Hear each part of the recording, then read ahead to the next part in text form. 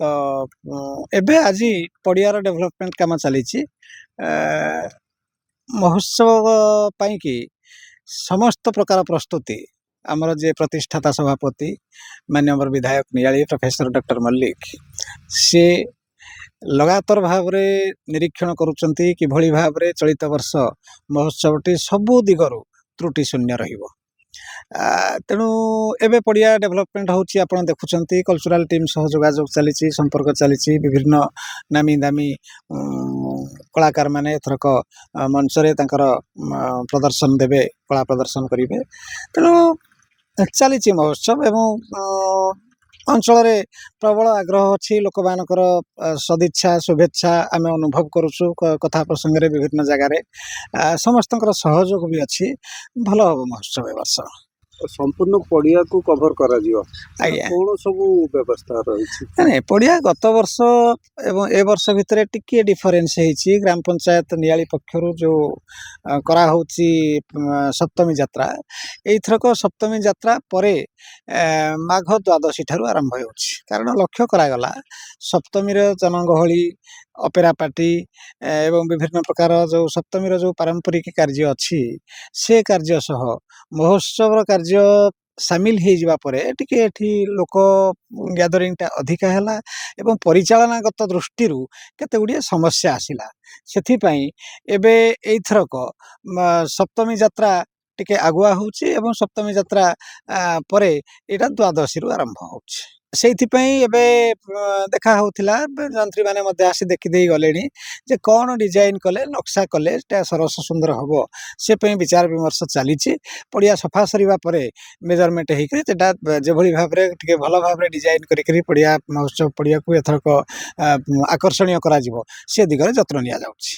महोत्सव तो आम समस्ते जानीचे 21 रु 25 फेब्रुआरी 5 दिन पर्यंत चलो पूर्व बर्तमान ठार तो लगला लगातार काम चलो बहुत कम अच्छी लगातार भाव में चलो नियाली प्रशासक माने जत्नवान अच्छा समस्ते बहुत उत्साही अच्छा नियाली प्रशासक माने चलो भल भाव चलो।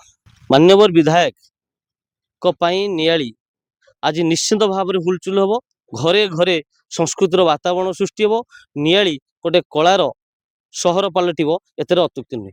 नियाली महोत्सव 2024 आनुष्ठानिक भाव मान्यवर विधायक जी अच्छा नियाली महोत्सव परिचालना कमिटी सभापति से किसी दिन तले प्रेसमिट माध्यम समस्त बरणी रखी तेणु तार सेबे ठारू नियाली महोत्सव तार विभिन्न कार्यक्रम हाथ को नहीं तेणु आमर सहित अच्छा जे महोत्सव परिचालना कमिटीर उपसभापति श्री आदित्य पाणी महोदय सरपंच नियाली ग्राम पंचायत पूर्वतन सरपंच एवं विभिन्न कार्यकर्ता माने प्रशासनिक अधिकारी माने से पूरा तदारक करुछंती कोभली भाव में सरस सुंदर हो पार नियाली महोत्सव को विगत दिन मानक जहाँ सब समस्या आसीथिला से समस्या को समाधान हो पार विधायक घोषणा करिसेंती जे नियारा ढंग से नियाली महोत्सव कार्यक्रम रहिबो तेणु से सबु प्रकार दृष्टिकोण जमी कौन त्रुटि न रुहे से समस्ते आम जत्नवान रहीचु प्रशासनिक स्तर में हो आमर जो मैंने कार्यकर्ता अच्छा नियाली महोत्सव कमिटीर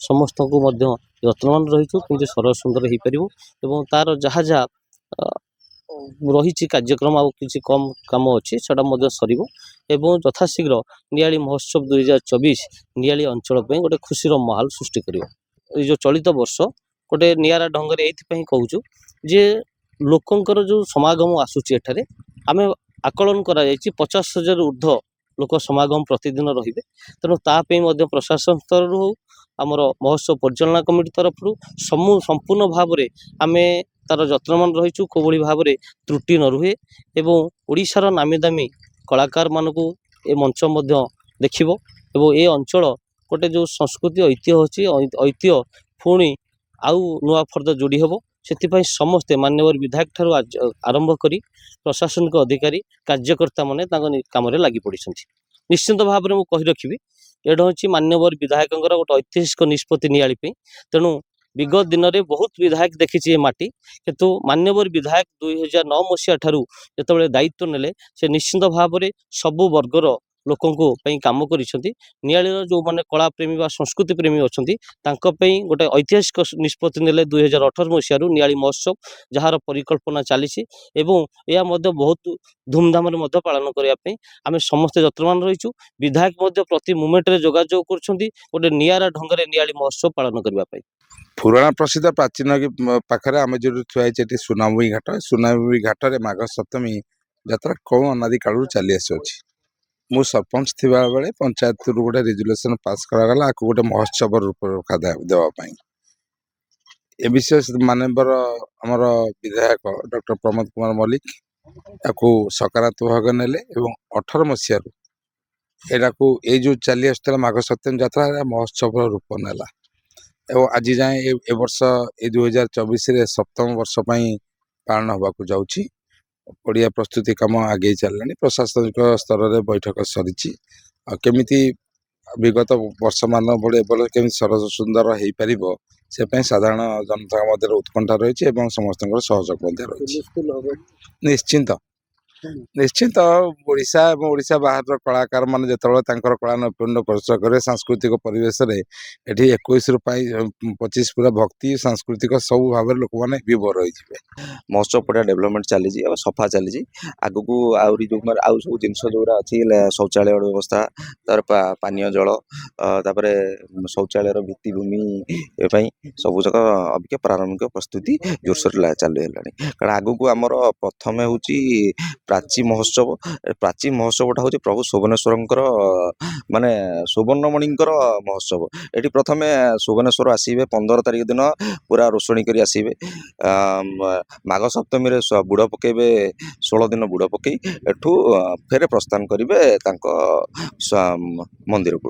ତାପରେ 16, 17 ଏଠି ହେବ ପ୍ରାରମ୍ଭ ଯେମିତି ଆଭାମନ କାଳରୁ ଯେମିତି ପାନରୁ ଯେମିତି ଯାହା କଲେକ୍ସନ୍ ହେଇ ଯେମିତି ପ୍ରଭୁଙ୍କର କାର୍ଯ୍ୟରେ ଲାଗିବ, ଯାତ୍ରା ହେବ।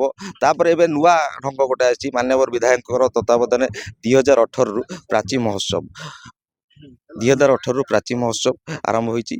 ବିଧାୟକଙ୍କ କରକମଳରେ ଏହି ମହୋତ୍ସବଟି ଅନୁଷ୍ଠିତ ହେଉଛି। ଆଉ ମହୋତ୍ସବ ବହୁତ ଧୁମଧାମ ହେବ। ଆଉ ଏଠି ଲୋକକଳା ସଂସ୍କୃତିର ଭିତ୍ତିଭୂମିକି ଉନ୍ନତି କରିବା ପାଇଁ ମାନ୍ୟବର ବିଧାୟକଙ୍କର ଏଇଟା ହେଉଛି ଗୋଟେ ନୂତନ ପ୍ରୟାସ। ହୁଲସ୍ଥୁଲ ମହୋତ୍ସବ ବଢ଼ିଆ ଭାବରେ ମହୋତ୍ସବ ହେବ, ହୁଲସ୍ଥୁଲ ହେବ। ମୁଁ ନିଜେ ରହିବି, ପିଲାମାନଙ୍କୁ ରଖିବି, ଭଲ ଭାବରେ କରିବି ମହୋତ୍ସବ। ଝାମେଲା ଏଠି କିଛି ହେବ ନାହିଁ, କିଛି ନାହିଁ, ଶାନ୍ତି ଶୃଙ୍ଖଳାରେ ସବୁ ହେବ। एनके